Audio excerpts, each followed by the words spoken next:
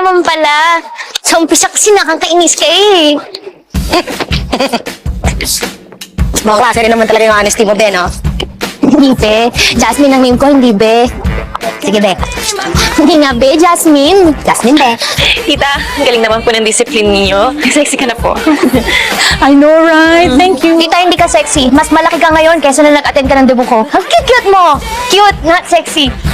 Gigigil nga ako. Gusto kitang yakapin. Ang ikot-ikot! Ikot! Ayan, okay pa. Buti na lang, nurse ka. Mas marami kang matutulungan, Nurse Jem. Aso, bumabaho lang pag hindi pinaliliguan. O ikaw nga eh, amoy isda, hindi ko lang sinasabi kasi masama daw pansin ng body odor ng mga tao, sabi ng Lola Olive ko. No offense. Excuse me! Hindi ko namang sinasabing pangit.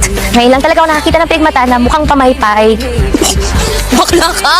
Nakakawindang ang honesty mo, ha? Ako na nga yung tumutulong sa'yo para hanapin mo yung aso mo. Ako pa yung nilalait mo. Bakit, Chuchay, may mali ba ako nasabi? No offense. Saka hindi ako bakla, babae ako. Jasmine, hindi. Bakla. Yun yung tawag mo sa kaibigan mo. Parang bakla, kaya Bax, kaya Bex, Denise, ganun. Ganun pala yun. Maghanap. Jasmine, magpasalamat ka dito sa friend ko. Dali, at least mahanap na natin si Happy. Hi, thank you, bakla. Akala ko friend mo. Oo, friend ko nga, pero... Halika na.